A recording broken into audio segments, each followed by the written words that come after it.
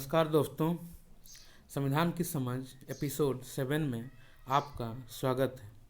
दोस्तों, हमने पिछली कक्षा में संविधान के अनुच्छेदों के बारे में पढ़ा था। पिछली कक्षा में हमने संविधान के पार्ट्स भाग को अलग अलग करके देखा था, उसको अब डीप में जाना बाकी है। और आज हम इसके अनुसूचियों को लेकर आए हैं। आपके जो 12 अनुसूची हैं वो सारे शेड्यूल को लेकर आए हैं। लेकिन दोस्तों, मैं उससे पहले आपसे थोड़ा माफ़ी चाहता हूं कि मैं अपनी व्यवस्था से कारण थोड़ा लेट हो गया इस बार आने में।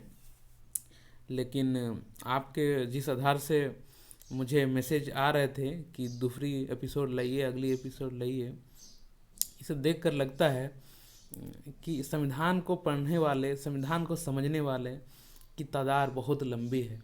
और संविधान को पढ़ने में जितनी उत्सुकता अभी के नौजवान दिखा रहे हैं, मुझे नहीं लगता कि इस देश के भविष्य के बारे में किसी को चिंता करने की आवश्यकता है। खैर, तो आज हम लोग संविधान के सारे अनुसूचियों को लेकर आपके सामने में आए हैं। तो इसके शुरू में मैं आपको बता दूं कि शुरू में जब संविधान के अनुसूची बने थे तो कुल 8 ही अनुसूची थे। लेकिन बाद में इसको बढ़ाकर 12 अनुसूची कुल किया गया है। शुरू में ये 8 अनुसूची थे, बाद में एक एक करके जैसे जैसे आवश्यकता पड़ी, अब किस किस संविधान संशोधन से ये 12 अनुसूचियाँ बढ़ी हैं, मैं उसको आगे बताऊंगा आपको। लेकिन शुरू में आप इतना जानिए 8 अनुसूची थी, अब वर्तमान में 12 अनुसूची है। ओके, नेक्स्ट देखिए, पहला अनुसूची ऐसा है कि ये भाग में जब किसी भाग में यानी पार्ट्स में, जब ऐसा समझिए कि वहाँ जब लिखने का जगह ना हो तो उसके लिए एक्सपेंड करके विस्तार में लिखने के लिए अनुसूची संविधान में बनाई गई कि अनुसूची में वो बात क्लियरली लिखी होगी। जैसे फर्स्ट शेड्यूल में क्या है, द स्टेट्स एंड यूटीज, यानी राज्य कौन होगा, राज्य क्षेत्र कौन कौन से होंगे। जैसे अनुच्छेद 1 में क्या कहा, जो भाग 1 में है वहाँ पर तो राज्य और राज्य क्षेत्र के बारे में बोला गया कि कौन राज्य होगा, कौन राज्य क्षेत्र होगा, वहाँ डेफिनेशन बता दिया। अब शेड्यूल 1 में जब आएंगे तो सारे राज्यों के नाम लिखे हुए हैं। पहले तो ये 29 राज्य के नाम लिखे हुए थे, अब ये 28 हो जाएंगे। और केंद्र शासित प्रदेश पहले जहाँ 9 हुआ करते थे, अब 8 हो जाएंगे। मैंने इसका कारण आपको बता दिया था पिछली क्लास में, वरना आप पीछे देख लीजिएगा। तो अब वर्तमान में यहाँ इस फर्स्ट शेड्यूल में 28 राज्यों के नाम और 8 केंद्र शासित प्रदेशों के नाम भी पूरे लिखे हुए हैं। जैसे होता है ना कि जम्मू कश्मीर, उत्तराखंड, हिमाचल प्रदेश, उत्तर प्रदेश, बिहार, बांग्लादेश, पश्चिम बंगाल, झारखंड, असम, ऐसे वगैरह वगैरह सारे, और केंद्र शासित प्रदेश के बारे में भी लिखा हुआ है। लेकिन जो अनुच्छेद 239 है, जो भारत के संविधान में 239 अनुच्छेद है, वहाँ पर एनसीआर, दिल्ली को एनसीआर क्षेत्र माना गया है, यानी नेशनल कैपिटल रीजन, यानी राज्य के जो राजधानी क्षेत्र के रूप में घोषित किया गया है न्यू दिल्ली को। ये 239A। कभी कभी सवाल आ जाता है कि न्यू दिल्ली को किस अनुच्छेद के तहत राजधानी क्षेत्र घोषित किया गया है, तो इसका उत्तर होगा 239। तो ये हमारा फर्स्ट शेड्यूल में। तो फर्स्ट शेड्यूल में क्या है, स्टैंड एंड यूटीज। आ जाते हैं सेकंड शेड्यूल। सेकंड शेड्यूल में देखिए, यहाँ पर विभिन्न सम्मान्य पदों के पेमेंट के बारे में, वेतन व भत्ते के बारे में चर्चा की गई है। इसमें आपको राज्य व्यवस्था के पदाधिकारियों के वेतन मिलेंगे, जिसमें आपको राष्ट्रपति, यहाँ पर अलग अलग करके ई पार्ट बनाया गया है, ABCDE। ए पार्ट में आपको प्रेसिडेंट और गवर्नर रिलेटेड वेतन भत्ते के बारे में जानकारी मिलेगी। बी को अभी रिपील्ड कर दिया गया है, बी को हटा दिया गया है। सी में स्पीकर और चेयरमैन के बारे में मिलेगी। डी में जजेज के बारे में मिलेगी। और ई में CAG, यानी इसको नियंत्रक महालेखा परीक्षक बोलते हैं, कंप्यूटरी जनरल, ऑडिटिंग जनरल। तो ये आपको इसमें सेकंड शेड्यूल में आपको वेतन और भत्ते के बारे में जानकारियाँ मिलेंगी। इसमें उच्चतम न्यायालय, उसके बाद सभापति, विधानसभा के सभापति, राष्ट्रपति, राज्यपाल, लोकसभा आदि सबका। हालांकि ये बात है, ये याद रखने वाली बात है कि राष्ट्रपति और राज्यपाल के वेतन नहीं बोलते हैं, उसको उपलब्धियों के बारे में उपलब्धियां शब्द का प्रयोग किया जाता है। यानी प्रेसिडेंट और गवर्नर के जो वेतन भत्ते होंगे उसको हम लोग उपलब्धि कहते हैं, उपलब्धियां, उसको वेतन नहीं कहते हैं। तो ये हमारा सेकंड शेड्यूल में होगी। यानी फर्स्ट शेड्यूल में स्टेट और यूटीज के बारे में, सेकंड शेड्यूल में वेतन और भत्ते के बारे में, जो मुख्य पद हैं उसके लिए। और जो एमपी, यहाँ मैंने लिखा नहीं है, एमपी का जो सैलरी होगा वो आपको अनुच्छेद 106 में मिलेगा। यानी आर्टिकल 106 में आप एमपी के सैलरी के बारे में जानकारी पाएंगे। और आर्टिकल 195, आर्टिकल 195 में एमएलए के सैलरी के बारे में आप पाएंगे। तो यहाँ मैंने लिखी नहीं है, तो आप उसको ऐड कर लीजिएगा कि एमपी का सैलरी दिया होगा 106 में, और एमएलए का सैलरी के बारे में दिया होगा 195 आर्टिकल नंबर में दिए होंगे। तो ये हमारा सेकंड शेड्यूल था। थर्ड शेड्यूल में आपको विभिन्न जो पद होंगे उसके बारे में आपको संविधान में जो गोपनीयता की शपथ और गोपनीयता की जो प्रतिज्ञा और शपथ दिलाई जाएगी, यानी पद की गोपनीयता की शपथ, वो इस शेड्यूल में लिखा होगा, पूरा फॉर्मेट लिखा हुआ होगा। आप जैसे कोई मुख्यमंत्री जब या प्रधानमंत्री जब शपथ लेते हैं तो आपने देखा होगा कि राष्ट्रपति वहाँ पहले पढ़ते हैं, और मैं वैसे करते हैं ना, मैं नरेंद्र दामोदर दास मोदी, ऐसे करके। तो पूरा वो जो खाका है, स्ट्रक्चर है, वो संविधान इसमें दिया गया है। लेकिन प्रेसिडेंट का जो ओथ का फॉर्मेशन है उसको आर्टिकल 60 में दिया गया है, और प्रेसिडेंट का जो शपथ है वो आर्टिकल 60 में मिलेगा, और वाइस प्रेसिडेंट यानी उपराष्ट्रपति का आर्टिकल 69 में, और गवर्नर का 159 में। तो ये तीन बात थोड़ा अलग से याद रखोगे कि प्रेसिडेंट का जो संविधान, ये जो शपथ ग्रहण है, जो शपथ ग्रहण का फॉर्मेट है वो आर्टिकल 60 में, वाइस प्रेसिडेंट का 69 में, और गवर्नर का 159 में। तो ये हम लोग का थर्ड शेड्यूल था। थर्ड शेड्यूल में तो पहला शेड्यूल में संघ और राज्य क्षेत्र के नाम, सेकंड शेड्यूल में वेतन और भत्ते, और किनके मैंने नाम बता दिया, किनके दिए होंगे। और थर्ड शेड्यूल में उन पदों पर बैठने वालों के पद और गोपनीयता की शपथ के बारे में दिया होगा, तीसरी अनुसूची।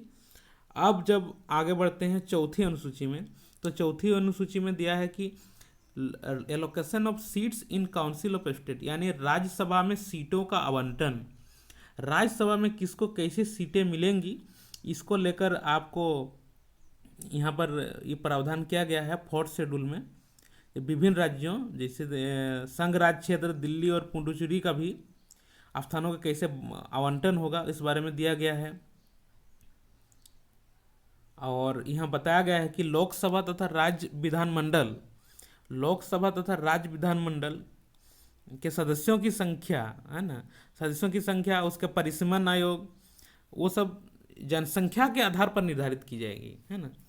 तो ये एलोकेशन फोर्थ शेड्यूल में ये बात हम लोग को लिखी गई है। तो आपको 4 शेड्यूल अभी तक में याद हो गया, मैं मान के चलूँ। तो आगे बढ़ता हूँ फिर, है ना। ये फिफ्थ शेड्यूल में क्या है भाई, administration in ST and SC, यानी ये जो कुछ विशेष राज्य हैं, जैसे भारत में झारखंड, छत्तीसगढ़ का, एमपी का भी नाम आता है ये सब में, तो कुछ क्षेत्रों को चिन्हित किया गया है कि ABCDE करके,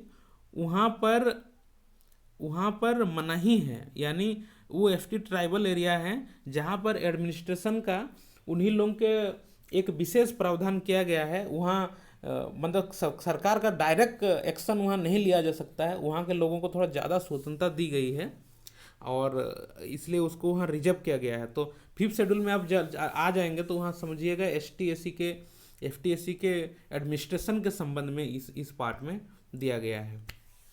और आ जाते हैं जहाँ सिक्स शेड्यूल में, यानी छठवीं अनुसूची में। तो छठवीं अनुसूची आपको याद आराम से हो जाएगी।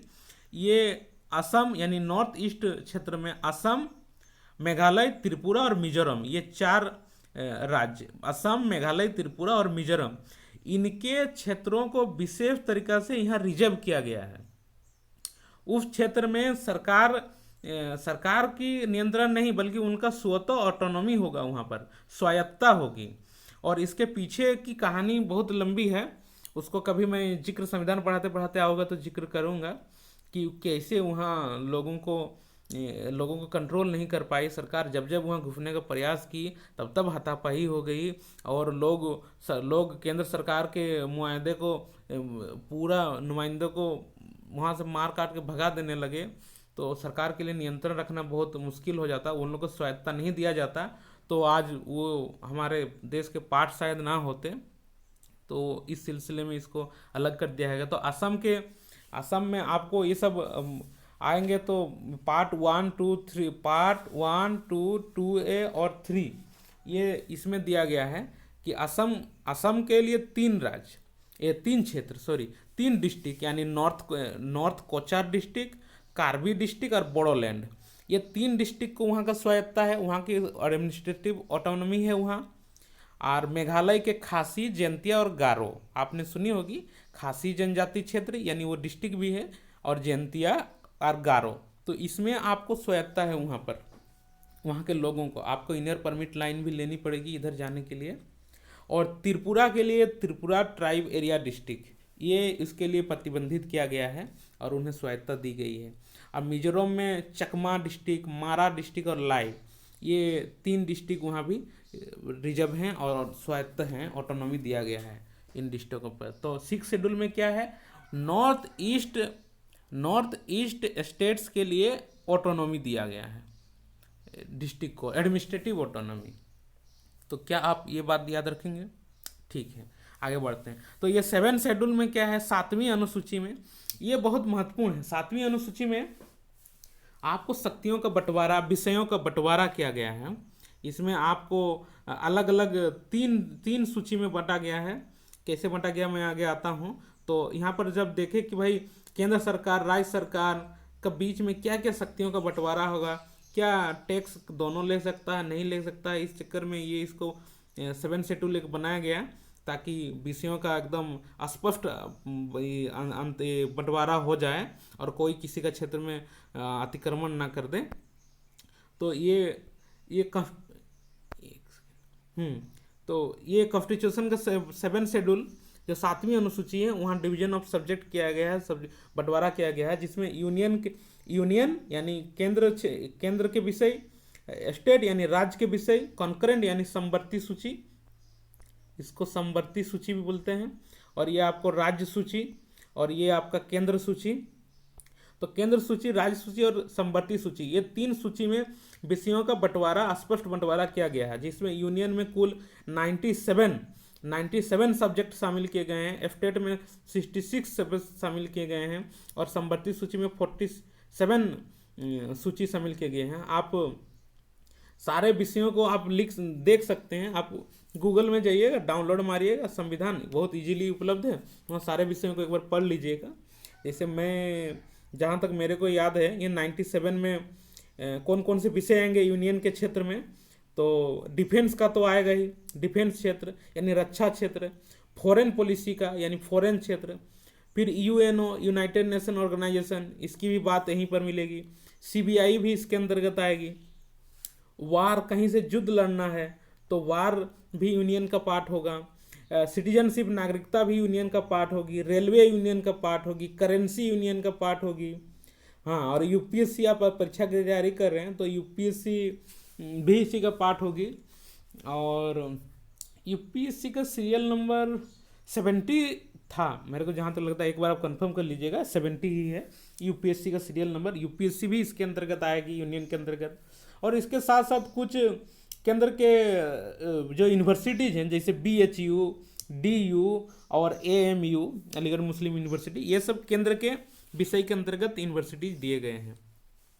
उसके बाद राज्य के 66 विषय हैं, तो राज्य के 66 विषयों में जैसे लॉ एंड ऑर्डर राज्य का पार्ट होगा, पुलिस राज्य का पार्ट होगा हमेशा, एग्रीकल्चर खेती ये भी स्टेट का ही पार्ट होगा, फिर स्टेट PCS जैसे यूपीएससी था तो स्टेट PCS भी इसका पार्ट होगा, और उसका सीरियल नंबर 41 में है, 1 2 करके जो है ना 41 में आइएगा तो आपको PCS मिल जाएगा। तो ये राज्य के विषय हैं, और भी कई सारे हैं, आप उसको देखिएगा पूरा। फिर समवर्ती सूची में कौन कौन से आएंगे, तो ये सीआरपीसी और ये आईपीसी क्रिमिनल एक्ट सब जो है, क्रिमिनल सब केसेस वो सब आएंगे। एग्रीकल्चर लैंड एक्विजिशन का पार्ट जहाँ पर होगा, माने भूमि अधिग्रहण का पार्ट, वो दोनों के क्षेत्र में आता है, यानी राज्य भी और ये भी संवर्ती सूची का पार्ट है। बैंक करप्सी है ना, बैंक करप्सी, इंसॉल्वेंसी, ये सब भी कंकरेंट लिस्ट में ही आएंगे। फॉरेस्ट यानी जंगल भी इसी का कंकरेंट लिस्ट में आएगा।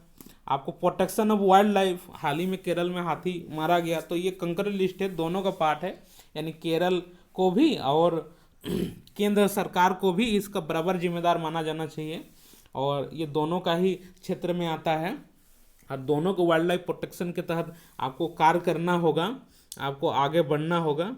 तो ये सब पार्ट वहाँ मैंने बताया था कि वाइल्ड लाइफ प्रोटेक्शन के लिए आपको वहाँ डीपीएसपी में दिया गया है प्रावधान। उसके बाद आपको मूल कर्तव्य के 51A(g) में भी दिया गया है ये सब पार्ट, तो इसको हमको करना चाहिए। फिर एजुकेशन शिक्षा का क्षेत्र भी संवर्ती सूची का पार्ट है। आप देखते होंगे कोई केंद्र विश्वविद्यालय भी है और राज्य विश्वविद्यालय भी है, राज्य स्कूल भी है और ये नवोदय केंद्रीय विद्यालय ये सब भी है, यानी दोनों मिलकर बच्चे को पढ़ाएंगे, ये संवर्ती सूची में प्रावधान किया गया है। और इलेक्ट्रिसिटी, पेट्रोल, ये सब भी पेट्रोल का प्राइस निर्धारण, ये सब भी संवर्ती सूची के ही पार्ट में आएंगे। तो ये हमारा 7 शेड्यूल है। तो आप याद रखेंगे, कभी कभी पूछ देता है यूनियन कितने सूचियों में बंटा गया है, तो 3 सूची, केंद्र सूची, राज्य सूची और संवर्ती सूची। केंद्र सूची में 97 सब्जेक्ट हैं, स्टेट सूची में 66 सब्जेक्ट हैं और कंकरेंट में 47 सब्जेक्ट हैं। तो ये 7 शेड्यूल था। अब जो है 8 शेड्यूल, ये यहाँ पर भाषा, जैसे भारत जब निर्माण हुआ, यानी भारत जब बना 1947 में, तो भाषा को लेकर बहुत समस्या थी। कोई कहता था कि अंग्रेजी का भाषा का चलन रहने दिया जाए, कोई कहता कि नहीं आज़ाद हो गए हिंदी दे दिया जाए, कोई उत्तर आंध्र प्रदेश और तमिलनाडु सब से कोई मलयालम, कोई कन्नड़, तो कोई केरल के भाषा, अलग अलग भाषाओं को लेकर भिड़े हुए थे। तो सबने सोचा कि क्या किया जाए, फिर सभी कम से कम 14 लैंग्वेज उस समय शामिल कर दिए भारत में जोड़कर। और आपको याद होगा कि भाषा को लेकर जब भाषाई राज्य का जब पुनर्गठन हुआ, तो सबसे पहले 1953 में आंध्र प्रदेश का पुनर्गठन हुआ था, और 1953 में तो वो भाषाई आधार पर ही हुआ था। आपको उस टाइम का एक नाम शायद आपको याद हो ना हो, उस समय एक नाम बड़ी फेमस हुआ, वो उसका पोट्टी श्री रामालू जी, वो लगभग बहुत दिनों तक, मेरे ख्याल से 40 दिन तक भूख हड़ताल पर टिके हुए थे। और उनका 1948 में एक कमीशन भी बना था राज्य पुनर्गठन के लिए, जेवीपी कमीशन, यानी जवाहरलाल नेहरू और ये पटेल और ये सीतारमैया, पट्टामी सीतारमैया, सरदार वल्लभ भाई पटेल, जवाहरलाल नेहरू के देख रेख में अध्यक्ष, मतलब इन तीनों के कमीशन में एक कमीशन बनाया गया, और जो राज्यों का पुनर्गठन के संबंध में सलाह देगा। और ये 1948 की बात है। तो फिर ये कितने दिनों तक भूख हड़ताल में चले गए श्री पोट्टी रामालू जी, और लास्ट में अंततः उनका दुर्भाग्यवश भूख हड़ताल में मौत हो गया। और मजबूरी में ही सही, आंध्र प्रदेश का फिर से हम लोग को मद्रास से अलग करके, आंध्र प्रदेश का तेलुगु भाषी क्षेत्रों को अलग करके एक राज्य बनाना पड़ा, और पहला राज्य भारत में भाषाई आधार पर 1953 में बना था। तो भाषा को लेकर शुरू में बहुत समस्या थी, और इसलिए संविधानविदों, जो संविधान सभा के सदस्य थे, उन्होंने सोचा कि भाई हम लोग ऐसे नहीं कर सकते, कोई एक भाषा को कर देंगे तो भारत पार्ट में अलग हो जाएगा, सब कोई भारत को यूनाइट करके रखने में बहुत समस्याएं आएंगी, और हम लोग 14 भाषाओं को जोड़ दिए हैं। इसलिए आज भी जब भी आज इस बात की आती है कि भाई एक राष्ट्र एक भाषा हो, तो ये सही भाषा, ये मतलब सही भारत के लिए सही नहीं है। क्यों सही नहीं? कि भारत में इतनी सारी बोलियां बोली जाती हैं, इतनी सारी भाषाएं बोली जाती हैं, सबको आप कैसे उन्हें एक्सप्रेस करने देना होगा, उनकी भाषाओं को आपको इज्जत देना होगा, सम्मान देना होगा, तभी तो दक्षिण के पार्ट भारत का इज्जत करेंगे, भारत के वाले दक्षिण की इज्जत करेंगे, तो इसलिए विविधताओं का देश है, विविधताओं में एकता वाला देश है भारत को। कभी भी एक राष्ट्र एक भाषा, ये यूरोप कंडीशन है। जब मैं राष्ट्रवाद बता रहा था तो आपको ये बात बताया था कि राष्ट्रवाद यूरोप से शुरू हुई थी और यूरोप में कैसे एक राष्ट्र एक भाषा एक रंग की चाल चली गई। और वो हमारे देश में अलग है, हम एशिया के पार्ट हैं, हमारे एक ही क्षेत्र में एक ही देश में कई सारे देश हैं, ऐसा टाइप का भी हो सकता है। अब आप नॉर्थ ईस्ट में चल जाइएगा तो पूरा खान पान अलग, यहाँ पंजाबी और बंगाली में इतना अंतर जितना स्पेन और स्वीडन में नहीं होगा, इतने अंतर हैं। तो ऐसे क्षेत्रों में आपको यूनिट रखना है, आपको भारत बनाना है, तो आपको तो विभिन्न भाषाओं में आपको कोइंसाइड पॉइंट खोजना होगा और एक करके रहना होगा। इसलिए संविधानविदों ने सोचा था कि भाई भाषाएं बहुत सारी शामिल की जानी चाहिए और 14 भाषाओं को शुरू में जोड़ा गया था। हालांकि बाद में 92 अमेंडमेंट यानी जब 92वां अमेंडमेंट हुआ 2003 में, वहाँ मैथिली, सेंथली और बोडो डोंगरी को भी जोड़ दिया गया। और कुल अभी अभी यहाँ पर कुल भाषाओं में 22 भाषा यानी अभी 22 भाषा भारतीय संविधान के तहत जोड़े गए हैं। इस 22 भाषा में यूपीएससी परीक्षा भी लेती है। तो कुल कितने भाषा हैं 8वीं अनुसूची में? 22 भाषा। 8वीं अनुसूची में 22 भाषाएं हैं।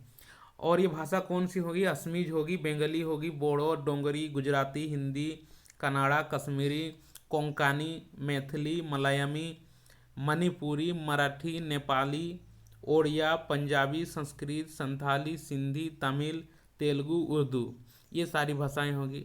और यहाँ आप नेपाली देख रहे होंगे, ये नेपाल के लोग, कई सारे लोग हमारे यहाँ हैं। हम लोग नेपाल भूटान को अपने फौज में भी नौकरी देते हैं, तो इन लोगों को भी लगभग 7 लेके माना गया है।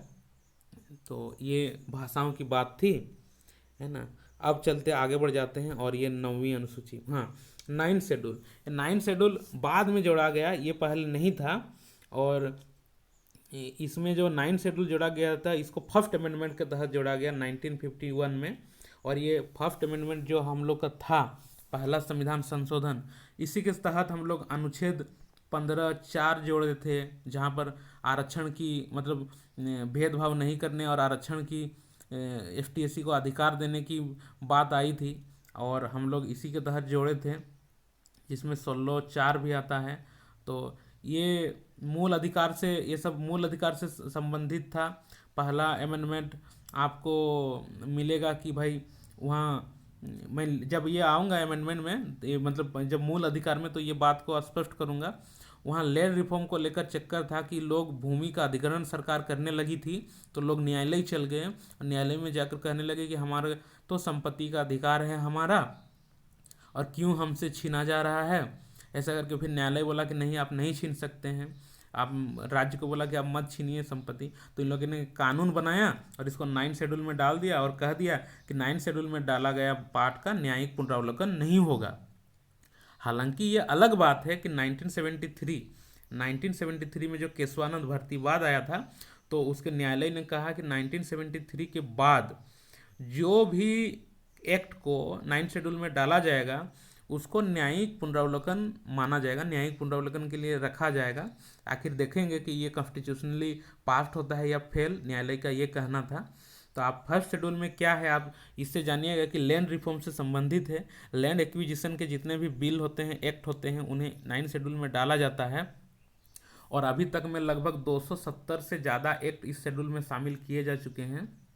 तो बाद में, पहले तो लैंड एक्विजिशन को लेकर था शुरू में, बाद में कुछ भी वहाँ डालने लगा। जैसे उधर 69% आरक्षण की बात जो साउथ में थी, उसको भी इसमें डाल दिया था इस शेड्यूल में। तो ऐसे ही कई सारे मतलब कई सारे जो प्रावधान हैं, जो एक्ट हैं, वो अलग अलग को भी इसमें डाला गया। तो लास्ट में 1973 में सरकार, न्यायालय को मजबूरन ये जजमेंट देना पड़ा कि नहीं, आप तो कोई भी डाल देते हैं यहाँ पर, कोई भी एक्ट को, आप लैंड एक्विजिशन ही डालना था, और इसलिए यह तो न्यायिक पुनरावलोकन होगा, ये बात को कह दिया गया। अब आ जाते हैं 10th शेड्यूल में। तो 10th शेड्यूल याद रखना बहुत आसान है। ये जब राजीव गांधी सरकार आई, तो उस टाइम धड़ाधड़ दल बदल हो रहा था, कोई इस नेता पार्टी का उस नेता के साथ चल जा रहा था। तो एक एक्ट लाया गया, एंटी डिफेक्शन एक्ट, है ना, एंटी डिफेक्शन एक्ट। और उसको यहाँ डालने के लिए ये 52वां जो 52 अमेंडमेंट 1985 में किया गया, उसी के तहत 10 शेड्यूल जोड़ा गया। तो आप 10 शेड्यूल किस मामले में है, ये एंटी डिफेक्शन लॉ आप याद रखिएगा। ये दल बदल अधिनियम के तहत इसको यहाँ जोड़ा गया है 10वीं अनुसूची में। और 11 और 12 बहुत ताज़ा है, ये 73rd अमेंडमेंट, ये 73rd अमेंडमेंट और 74th अमेंडमेंट। 73rd अमेंडमेंट क्यों पंचायत से, 74th अमेंडमेंट क्यों, ये नगरपालिका से संबंधित है। ये 1992 में बना, 1993 में पास हुआ। तो ये भी स्टार्ट तो राजीव गांधी सरकार के द्वारा ही थी, लेकिन उस समय वो पास नहीं करा पाए थे। और बीपी मंडल जो ये बीपी सिंह की जो सरकार आई, उसके बाद वो थोड़ी सी प्रयास की, और फिर ये नरसिम्हा राव की सरकार जब आई, मैं सारे प्रधानमंत्रियों का एक वीडियो बना दूंगा, उसमें सारे प्रधानमंत्री आपको याद होगा उस समय कौन प्रधानमंत्री कब थी। तो 1903 आसपास उस समय पीवी नरसिम्हा राव जी उस समय प्रधानमंत्री थे, और मंडल कमीशन बना था। मंडल जी यहाँ के मुख्यमंत्री भी थे बिहार के, और वो मुख्यमंत्री के देख रेख में एक कमीशन आयोग बना था, और वो जो जातियों का बारे में एक सर्वे किया हुआ था, उसकी रिपोर्ट थी, उसके आधार पर इन लोगों ने मंडल कमीशन लागू किया और आरक्षण दे दिया था उस टाइम 1993 आसपास। तो ये पंचायत भी उसी के आसपास की बात थी। पंचायत भी उस टाइम जोड़ा गया 11 में, और 12 शेड्यूल में नगर पालिका जोड़ा गया। फिर पंचायत में 29 विषय दे दिए गए, क्योंकि ये राज्य के जो विषय थे ना वहाँ पर 66 विषय में से, उसी विषय में से यहाँ काट छाँट के कुछ 29 विषय पंचायत को, और 18 विषय जो है इसको दे दिया गया नगर पालिका को, और इस तरीके से यहाँ का बंटवारा किया गया। तो आज ये शेड्यूल आपको मैंने बता दिया, और इसके बीच में थोड़ी बहुत कहानी भी सुना दी, और आज का लगभग यहीं तक। तो आगे जब मैं आऊँगा तो नेक्स्ट आपको संविधान की सीधे मैं फर्स्ट पार्ट को खोलूँगा। आज मैंने अनुसूचियाँ लगभग कंप्लीट की हैं, बहुत डीप में, और भी बहुत डीप में तो हैं, लेकिन इतना काम चल जाएगा मेरे ख्याल से, आप याद रखेंगे तो अब सारे संविधान को फर्स्ट शेड्यूल, 2 शेड्यूल, 3 शेड्यूल में क्या क्या था, जैसे यहाँ स्टेट ड्यूटी, सेकेंड शेड्यूल में क्या था, उसको भी आप देख लीजिएगा। उसके बाद थर्ड शेड्यूल में क्या था, वो सभी आपको एक एक करके आपको याद रखना होगा, है ना। तो कहाँ पर दूसरी अनुसूची में कैसे आपको वेतन भत्ते, उसके बाद ये शपथ ग्रहण, चौथ में सीटों का आवंटन, 5वीं में ST/SC रिजर्वेशन, ये ऑटोनॉमी, 6 में नॉर्थ पूर्वी राज्य का ऑटोनॉमी, 7 में आपको विषयों का बंटवारा, 8 में 22 भाषा को ऐड करना, और 9 में आपको जो 9वीं अनुसूची है उसको 1973 एक्ट में 1973 के न्यायिक पुनर्वलोकन से बाहर किया गया, इसमें न्यायिक पुनर्वलोकन नहीं होता है। 9 10वीं में कौन सी थी, हाँ 10वीं में भवन संशोधन, हाँ 10वीं की भाषा क्या थी, हाँ दल बदल अधिनियम, सॉरी मैं इसको माइंड से करेक्ट कर गया था। तो ये दल बदल अधिनियम की बात थी वहाँ पर, और 11-12 तो आप जानते ही हैं, पंचायत और नगर पालिका। तो इस तरीके से आज का ये समाप्त हुआ। Okay, thank you.